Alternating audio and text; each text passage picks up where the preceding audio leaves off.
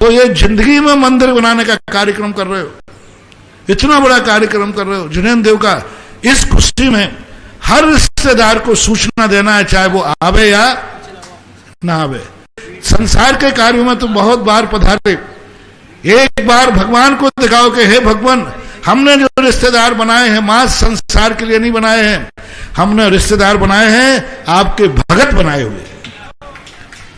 तो अपने रिश्तेदारों को सबको ऐसे बुलाओ जैसे बारात में बुलाते हो, वैसे ही कार्ड छापो, वैसे जो तुम्हें बुलाने के तरीके हैं। जो कार्यक्रम आप घर में करते हो, इस कार्यक्रम को साधारण मत मानो। चाहे जन्मदिन हो, चाहे शादी के कार्यक्रम, कुछ भी हो, उसी ठाट बाट के साथ अपने रिश्तेदारों को बुलाइए और उनको शामिल होंगे। मान लो नहीं आते हैं या आते हैं, तो आप रिश्तेदारों को जब बुलाएंगे, आते हैं, तो रिश्तेदार कभी खाली हाथ नहीं आता, कभी खाली हाथ नहीं आता, कुछ ना कुछ वो लिफाफा देता है।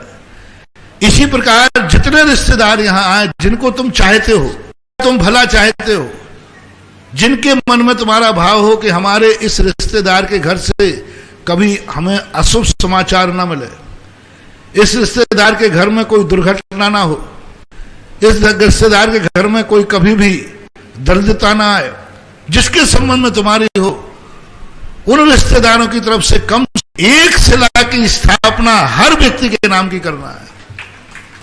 उनसे कहिए कि आपको आकर के एक शिला की स्थापना करना है और एक शिला स्थापित कराना है उनके नाम से। वो नहीं आते हैं तो उनके नाम से कराना। रिश्तेदारों की शिला एक हीम शिला होती है। तो सबसे पहले जिन जिन लोगों के तुम शुभ चिंतक हो, इस संबंध में, चाहे वो 5 वर्ष का बच्चा हो, चाहे गर्भस्थ शिशु हो, चाहे बड़ा बच्चा हो, चाहे दादा हो, रिश्तेदारों के घर में जितने लोग हैं, सबसे कम से कम एक एक शिला उस मंदिर में जरूर रखवाना। और रिश्तेदारों से मेरा कहना है, लेकिन तुम्हारा रिश्तेदार यदि मंदिर बना रहा है तो अपनी तरफ से कहिए कि साहब आप मंदिर बना रहे हो, हम आपके रिश्तेदार हैं, कम से कम एक छोटी सी हीरिम शिला मेरी तरफ से स्थापन करिए।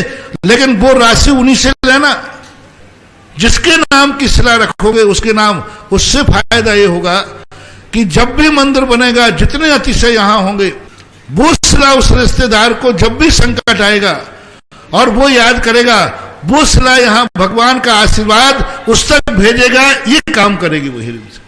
रिश्तेदारों को लेके आओ, नहीं आते हैं तो उनके परिवार में जितने सदस्य हैं, मान लो जो आपके ब्याही जी के यहाँ 10 लोग हैं, तो उनसे कहिए 10 लोग शिलाएं आपकी हम विराजमान करेंगे, 10 शिलाएं विराजमान करें, लेकिन पैसा आपसे ही लेंगे, मांग के ले लेना, ये तुम्हारा पैसा नहीं है। हाँ, इसमें कोई शर्म मत करना। कितनी सगा भी आएगी हो, बोले लाइए साहब,